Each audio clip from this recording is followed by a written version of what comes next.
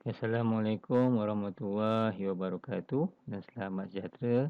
Berjumpa lagi dalam kelas fizik Cikgu Ridwan pada hari ini. So, pada hari ini Cikgu akan terus berkongsi dengan tutorial dalam tajuk daya dan gerakan 1, iaitu topik tingkatan 4 lah, bahagian 1. So, kita terus bergerak pada soalan yang Cikgu sediakan ni. Okey, perhatikan soalan ini, gambar rajah yang kamu nampak ni. Rajah 2.1 dan rajah 2.2 menunjukkan dua cermin yang serupa digantung pada dinding menggunakan tali yang sama panjang. So, kita cek macam mana yang dikatakan serupa tu. Okey, apa yang dimaksudkan serupa? Serupa tu maksudnya dari segi panjang lah. AD ni, kamu nampak lah. Ni AD kan. Kalau BC, sini BC. Okey, kalau berkaitan dengan satu lagi sisi, AB. AB, DC, sini DC. Jadi jelaslah. Jelas dua cermin ini adalah serupa. Okey. Dan sudut yang dibina dalam dua cermin yang digantung dengan kaedah yang berbeza ni juga berbezalah. Yang pertama ni kita ada 60 kaki sama ni. Dia punya ni sama kan, 45 kaki sama, segitiga kaki sama. Yang pertama untuk rajah 2.1, kaki sama dia sudut 60. Untuk rajah 2.2 adalah 45. Jadi kita lengkapkan sudut yang berbaki ni. Sini adalah 60, sini adalah 90 darjah. Simbol yang betul untuk 90 ni lah simbol yang betul yang ni. Okey, apa soalannya? Soalannya, kedua-dua cermin itu berada dalam keadaan keseimbangan. Okey, kita note dekat sini, berada dalam keseimbangan. Okey, jisim bagi setiap cermin adalah 2 kilogram. Setiap tali itu boleh menampung daya maksimum 15 Newton. Lebih daripada 15 Newton, tali tadi akan putus. Maksudnya kita kena cari tegangan tali yang kurang daripada 15 Newton. Okey, jadi apakah yang dimaksudkan dengan keseimbangan? Apakah yang dimaksudkan dengan keseimbangan? Jadi keseimbangan di sini dari segi definisi adalah kalau kita tengok sebelum ni dalam kelas pun cikgu dah cakap lah. Sebenarnya keseimbangan ni diberikan sebagai keadaan objek di mana daya paduan yang bertindak ke atas objek itu adalah sifar. Itulah definisi untuk keseimbangan. Okey, kita buat sini keadaan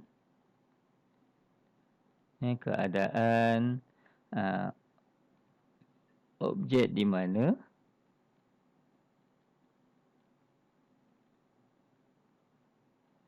paduan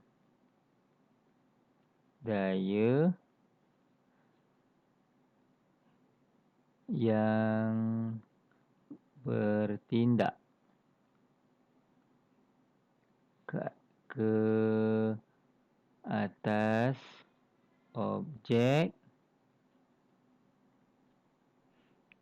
adalah sifar. Itu yang paling penting lah. Adalah sifar. Jadi cikgu highlightkan dayanya sifar. Nanti kita akan cek apa yang dimaksudkan dengan daya sifar. Jadi suatu objek berada dalam keseimbangan daya apabila daya yang bertindak ke atas sistem atau objek itu adalah sifar. Okey, berapakah berat? So, ini adalah kuantiti fizik berkaitan dengan berat. Itu kuantiti vektor. Itu adalah kuantiti vektor berat. So, formula yang kita perlukan untuk menyelesaikan soalan inilah W sama dengan mg. So, dekat sini cikgu pilih G sama dengan 10 meter per second lah. Penciptaan graviti. So, ada sebab kenapa cikgu guna 10. Sebenarnya dalam KSSM kita pakai GKSSM kita pakai 9.81 meter per second lah. Tapi cikgu guna G ni sebagai 10 sebab nak senang kira. Nanti kita akan lihat soalan di bawah nanti. Menggunakan G dengan 10, senang sikit kita nak kira dan kurang berlakunya ralat. Jadi menggunakan formula ini, kita ganti saja. Okey, M tadi kita lihat 2 kalikan dengan 10, maka jawapannya adalah 20 Newton. Jadi Newton ni merujuk pada berat lah. Okay, soalan yang berikutnya, pada ruang di bawah, lukis raja segitiga keseimbangan daya bagi tindak balas bagi tindakan daya ke atas cermin dalam raja 2.1 dan raja 2.2. Okey, jadi kat sini cikgu baca kat bawah ni salah ni, 12.1, 12.2. So sebenarnya 2.1 dan juga 2.2 lah. Okey, so cikgu nak highlight berkaitan dengan segitiga keseimbangan daya. So kita ada satu lagi sebenarnya. Kita ada segitiga daya paduan. Okey, nanti cikgu cekalah segitiga daya paduan tu apa. Kita jawab soalan dulu. Okey, dalam soalan di atas tadi, kita lukis dengan cantik-cantik lah.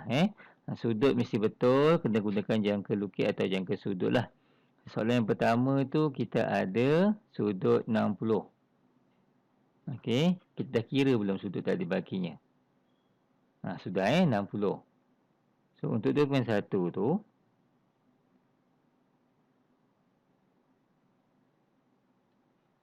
cantik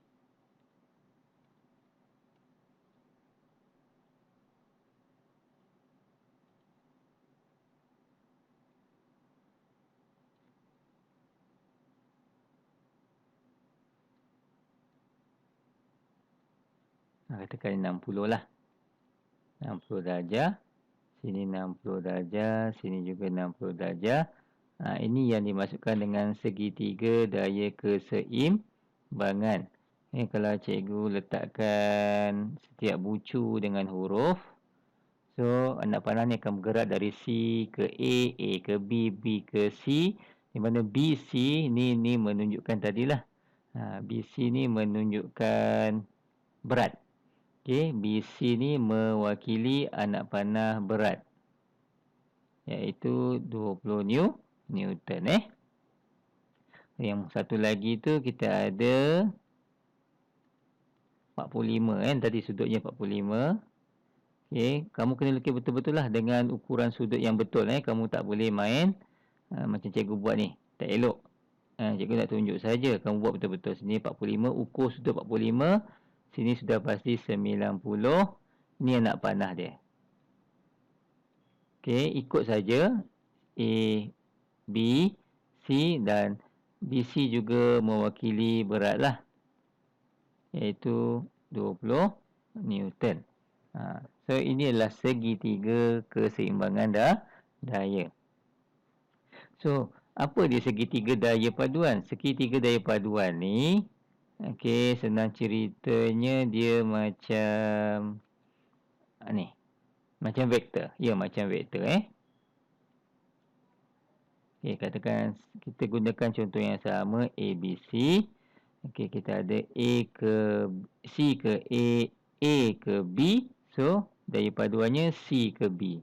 So, CB boleh ditulis C ke A tambah A ke B.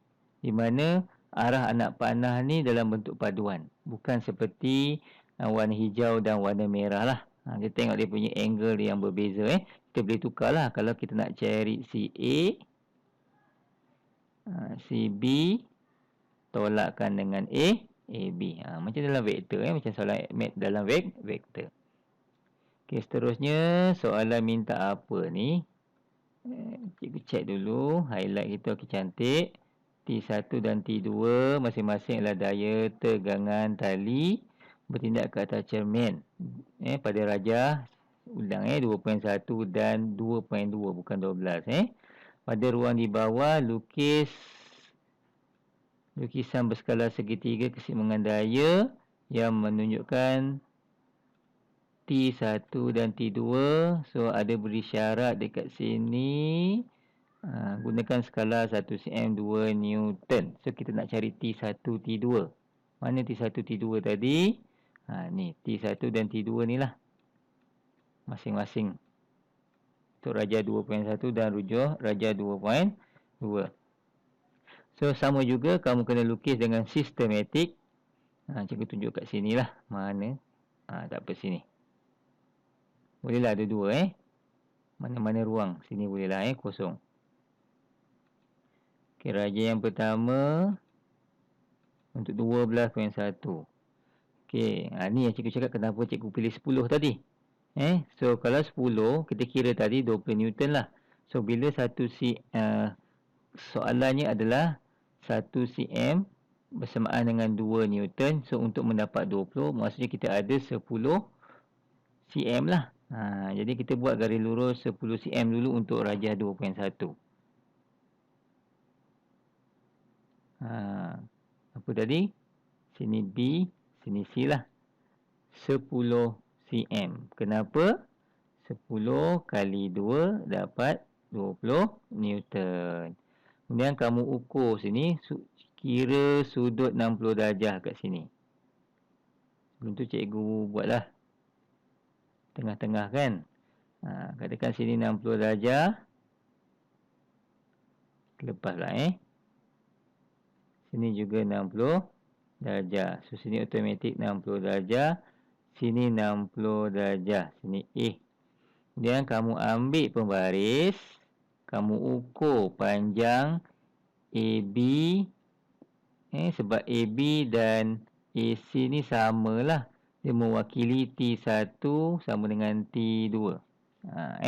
Jadi dalam cadangan jawapan yang cikgu ada ni, dia kata untuk nilai T1, T2 ni, untuk 2.1 dia kata bersamaan dengan ukuran untuk AB ni, dia kata 5.8 cm. So dalam Newton kalikan 2 lah. Kalikan dengan 2 bersamaan dengan 11.6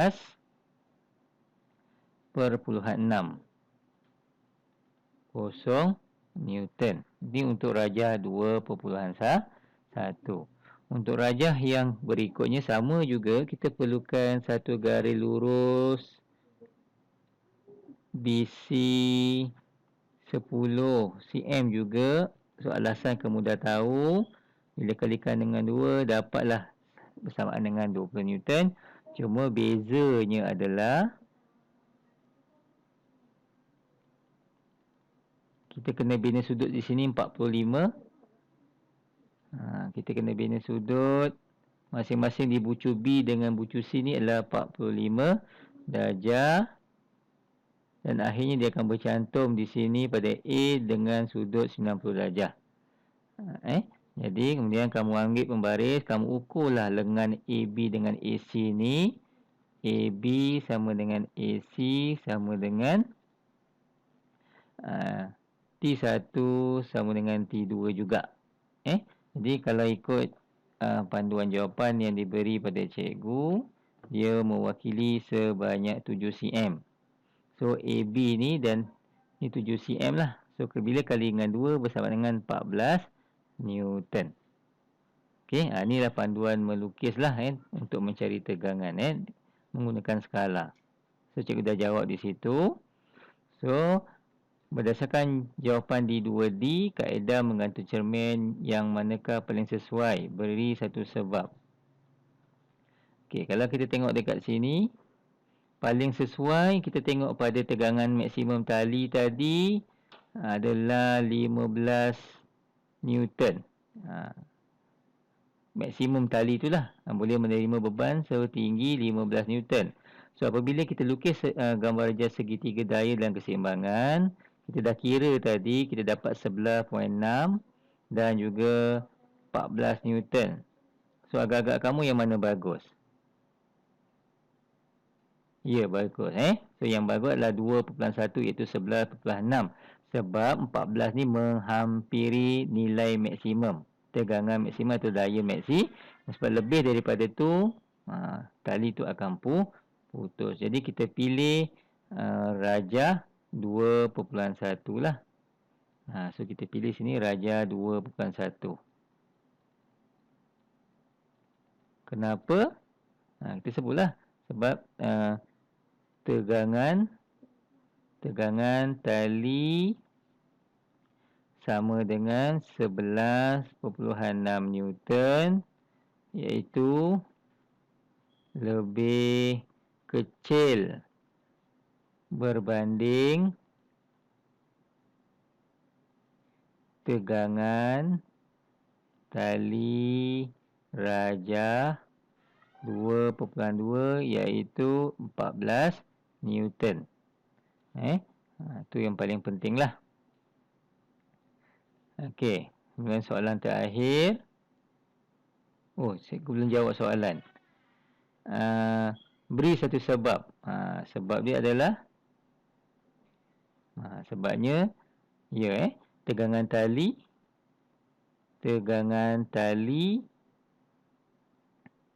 lebih rendah. Sebab kita bergantung pada tadi, kita ambil kira tegangan untuk tali yang maksimum adalah 15 Newton. So kita ambil tegangan yang kecil lah, iaitu 11 Newton. Okey, soalan berikutnya kita ada gambar raja 3.1 menunjukkan dua orang lelaki sedang menolak sebuah kotak besar. Beberapa ketika kotak itu masih lagi berada dalam keadaan pegun. Kunci dia pegun lah. Kemudian soalan berikutnya, gambar raja 3.2 menunjukkan sebuah kapal terbang bergerak ke hadapan dengan halaju malar. Okey. So keywordnya halaju malar. So kita dapati ada dua perkataan yang penting. Satu pegun. Pegun dan halaju malar. So kalau kita ingat, dua-dua ni merujuk pada hukum Newton satulah yang ada kaitan dengan inertia dengan syarat tiada daya lah yang hadir. Okey, berdasarkan situasi pada 3.1 dan 3.2, nyatakan kesamaan tentang magnitud, daya dan arah bagi F1, F2, F3 dan 4. So magnitud dia macam mana? Magnitud ni nilai lah. So kita akan cakap F1 sama dengan F2 dan F3 sama dengan F4. So bila nilai daya sama, maka dalam gambar raja yang pertama tu kotak tak bergerak. Dalam gambar raja yang kedua tu gambar raja bergerak dengan halaju malar. So direction samalah. F1 menentang atau bertentangan dengan F2. Dan satu lagi jawapan, F3 bertentangan dengan F4. Itu jawapan untuk ni. Berapakah daya bersih bagi kedua-dua situasi? Okey, kalau dah sama, maksudnya contoh kalau kita ni tak jelas sangat, kita boleh buat macam ni. Contoh kalau kita ambil F1 ni 40 Newton, sini 40 Newton. So sini ke kanan, yang ini ke kiri. So 40 tolak 40 sama dengan kosong. Itu contoh mudah lah. Jadi soalan di sini, berapakah daya bersih bagi kedua sistem? Daya bersihnya adalah sifar Newton. Kita jawab penuh lah. Daya bersih bersamaan dengan sifar. Berdasarkan jawapan di 14 ni nombor soalan sebenarnya. Sebenarnya yang kita nak adalah berdasarkan jawapan di A1 tadi dan A2, yang mana A1 A2, ni A2 lah. Tadi yang atas tu A1, namakan konsep fizik yang terlibat. So jelas sangatlah dekat sini konsep yang terlibat adalah yang keseimbangan daya, imbangan daya, atau ada satu lagi yang tepat, adalah hukum Newton ketiga. Okey, jadi cadangan cikgu kalau kamu nak jawab dua-dua ni mesti dipastikan dua-dua betul. Kalau tak pasti jawab satu sahaja. Sama ada keseimbangan daya ataupun hukum Newton yang ketiga. So, satu kapal terbang lain mempunyai F3 lebih besar daripada F4. Terangkan pergerakan kapal itu. Okey, kita ambil contoh kat sini. Katakanlah F3 ni 100 Newton, sini katakanlah 50 Newton. Jadi, kita ada daya bersih lah, F paduan. Sama dengan 100 Newton tolak 50 Newton bersama dengan 50 Newton ke hadapan. Daya tujuh ke hadapan. So, jawapan untuk soalan ni, okey, kapal terbang. Terangkan pergerakan kapal terbang itu. Terangkan pergerakan kapal terbang itu adalah bergerak dengan pecutan lah. Bergerak dengan pecutan. Terangkan jawapan DB1. Terangkan jawapan DB1. Inilah B1 tadi tadi. Saya rasa ni B1 Cikgu rasa. Terangkan jawapan DB1 ni sebab yang pertamanya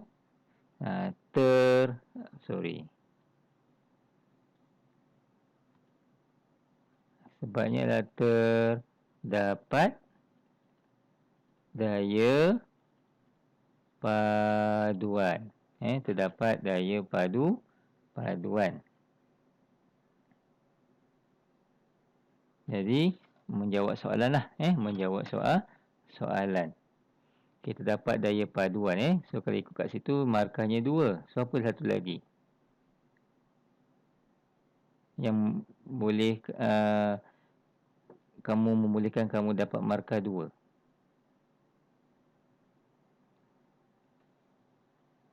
Okey, terdapat daya paduan ataupun? Ya, bagus. Wujud daya bersih. Wujud daya bersih. Jawapan yang sama sebenarnya. Wujud daya bersih, terdapat daya paduan sebenarnya konsep yang sama. Tapi sebab jumlah markahnya 2, so kita kena fikirkan satu jawapan yang setara. Okey, sampai sini saja kelas cikgu pada hari ini. Okey, selamat belajar dan mengulang kaji pelajaran. Okey, Assalamualaikum warahmatullahi wabarakatuh.